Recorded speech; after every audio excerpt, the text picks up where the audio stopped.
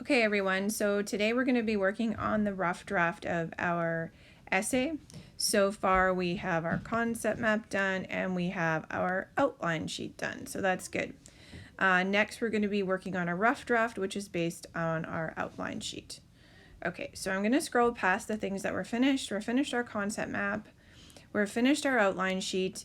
We want to make sure this is thoroughly completed, ensuring that for this we always had a quote with a page number to support what we were saying, and also ensuring that we explained this point but also connect it to our thesis. So each time explaining why this particular event justified why George was right, or why the characters in the novel had dreams to provide them with hope or motivation, or alternatively that the characters were victims of social injustice. Okay, so we're done this, ideally. And this part I know could have been a little bit challenging, but as long as we have this in point form, we've got our main points and we've got some kind of final statement to leave our reader thinking. But we'll add to this as we go. Now, please remember that the outline is not everything you need in your rough draft. Your rough draft, you are going to have to go into more detail, and here are some reminders. So I have here a rough draft. Sorry, figuring this out. A rough draft should be written on a separate piece of paper. I have provided you with that in the booklet. If you need to add more, just please feel free to add those papers in. Be sure to save your rough draft. You must save it. It's worth marks, and it's also going to be edited.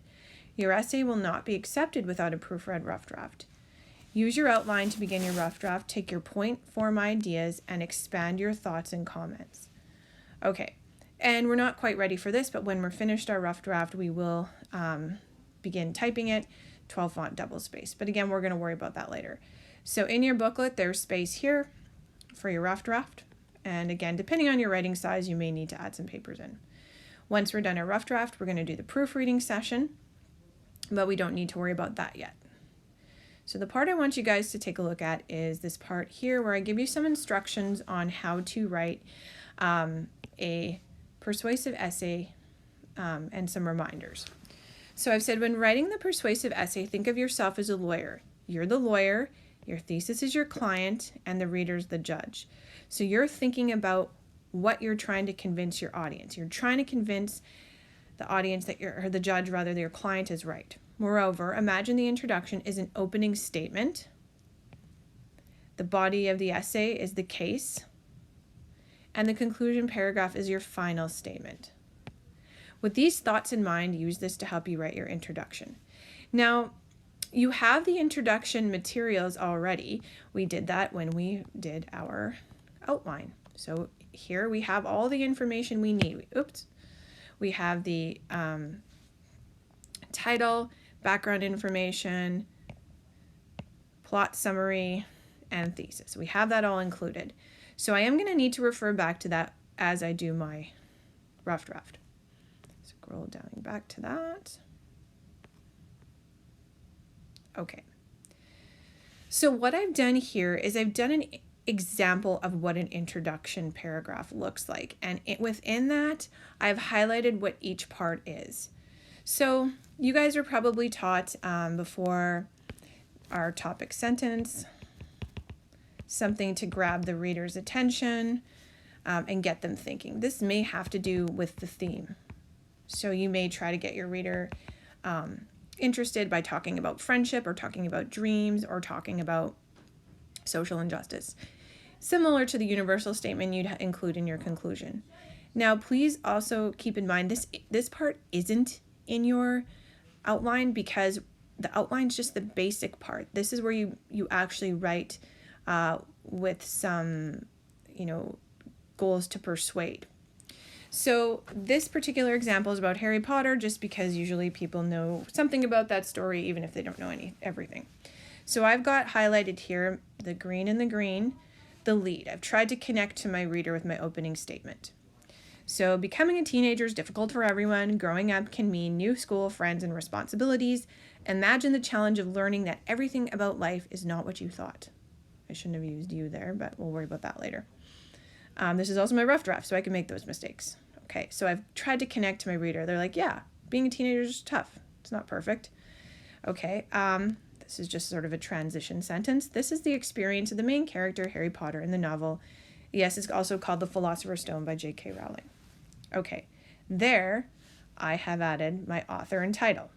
So you might say something like, this is the experience of George in the novel of Mice and Men by John Steinbeck. Here I have my plot summary. So the gray and the gray match. Let's try to keep that on the same page. Harry Potter learns that he is a wizard upon his, again, apologize, 11th birthday. He learns that he has magical powers and he will be sent away to Hogwarts School for Witchcraft and Wizardry to learn about this unknown world. In his first year at Hogwarts, Harry not only learns about wizardry, but he learns about the importance of friendship through his bonds with Hermione, Ron, Hagrid, and Dumbledore. Moreover, he learns about his parents' death and the evil powers of Voldemort. So in my 2 to 3 sentences, I was able to have a plot summary here. Okay. Now, I don't want it to be too, what's the word I'm looking for? Maybe like jumpy, or it's kind of, I want it to transition.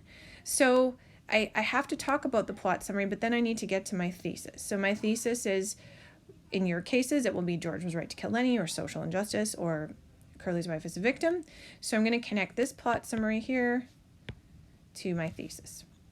So I've said here the death of Harry's parents influences character friendship throughout the novel. The death is an integral part of the character and story. Through the death of his parents, he's forever connected to Voldemort, destined to fight evil with good. Okay, my thesis is the fourth part. So again, if this example is not really to talk about Harry Potter, for you, if it's easy, you can just plug in your information. So first you would have your statement to get us connected to you. You'd have the basic information of the author and title. You have a plot summary, and then you also have your thesis. Now, the other thing I included in your outline was the context or background information. So it's the 1930s Depression. That could also be connected in here as well. Okay, so you can take your information and plug it in, and you will find yourself with an introduction. Again, you're going into a little bit more detail than the point form you would have written your outline in. All right, our next section would be, actually, I'm going to go to the conclusion, and then we'll talk about the body. So in your conclusion, similar to your outline, you're going to summarize your points. So this should be a minimum of 3. And then you're going to link the story to a situation or something else in life. This is this universal statement, trying to get your audience to connect. So I've highlighted my points here. I've got my thesis and links to life. So here I have a topic sentence. Friendship and family are the foundation of a good life. These are my 3 points I made in my pretend essay that I didn't write. And then I've got my thesis statement here. And you don't necessarily have to restate it, but if you feel like it's natural to do so, like if you were talking about all the reasons George was right to kill Lenny, and then you're like, finally he'd need to make that difficult decision, it's okay to repeat it. And then my final statement, in addition, through Harry's experience, we learned that lost loved ones can live on through their influence and memories of our time with them. So I'm trying to connect to my reader by making a statement everybody can relate to. Okay? And a reminder with your rough draft, you've already done this. You already have that information. Okay, so when you're going to do your body paragraphs, there's a few reminders of things that you should be doing. And I will go back to that in a minute. But you want to be thinking about transitions. So these are words that connect ideas and thoughts. These words replace words such as so. Transitions are important in formal writing and should be used frequently. So if I was at school today, we would have some examples together. But here we have, however, for example, in addition, either way. You could have on the other hand. You could have moreover, which is my favorite one for some odd reason. Alternatively. So if you Google transitions, you'll come up with tons of them. Also, in a formal essay, you should not have contractions. Okay, you don't want to have contractions. So they're in our everyday speech, but not in formal writing. So we want to have like do not or should not instead of shouldn't or don't. when we're doing a rough draft, you don't have to worry about this so much. We'll try to catch it in our editing. Finally, you don't want to have colloquials, which means slang. No slang. Slang words should not appear in formal writing. The reason I use Christopher is this is for another book I used to do. So we're not going to say Lenny was a creeper. We're going to say Lenny's behavior was inappropriate. Okay? So keeping our writing formal. All right, so now we're just going to backtrack a little bit to an example of a body paragraph.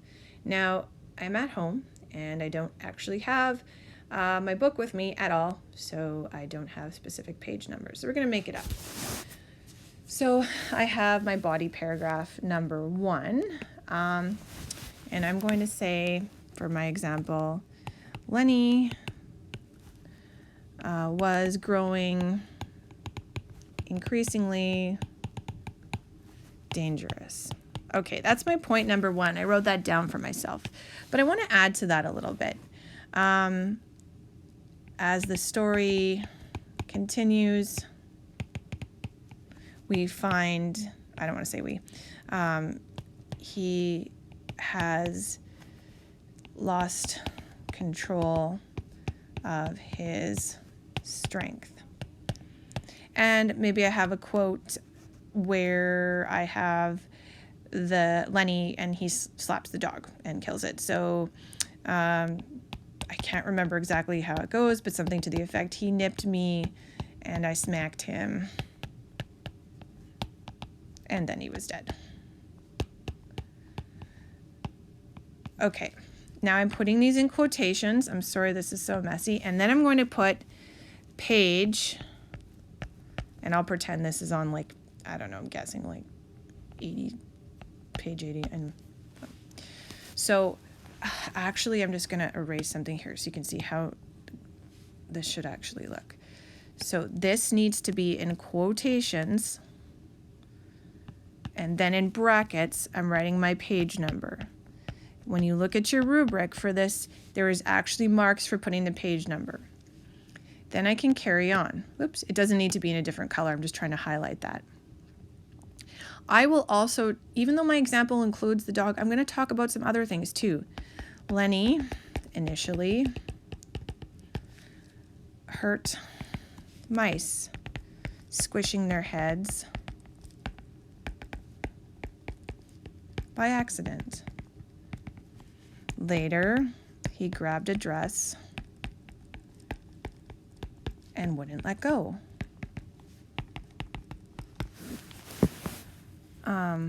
Scaring a woman to death.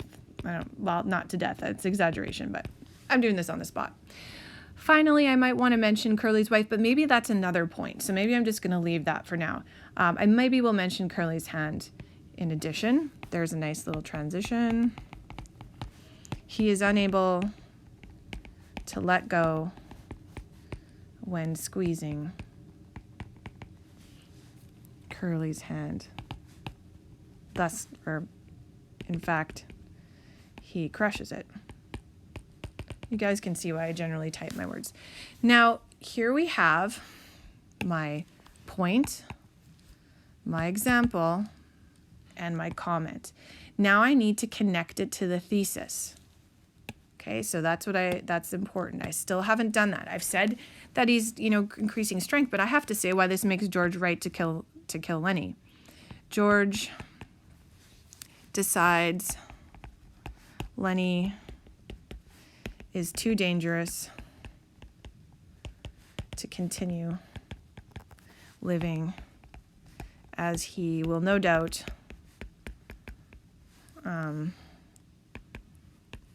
be violent towards people and animals. Okay, so there I've additionally connected it to my thesis. So thesis, and this is like my comment on my point. Okay, so you guys have this information, you've done this in your outline, but now you're actually getting into explaining it further. If you find yourself, you're just recopying your outline, you're not going to have enough in your rough draft. Okay. Last reminder, when you're doing your rough draft, you do introduction, followed by body paragraphs, and you should have 3. And you're going to put your, I don't want to say weakest because they're probably not going to be weak, but to strongest. And then finally, your conclusion. I'm going to give you approximately 2 classes to work on this. We'll see what's needed after that, but because the outline's done and you've done the hard work, this should be not as heavy work as your outline. Okay, that's it. So again, working forward so that we will be getting our next step done, which is our rough draft, and we will go on to proofreading that with the editing sheet later on in the week.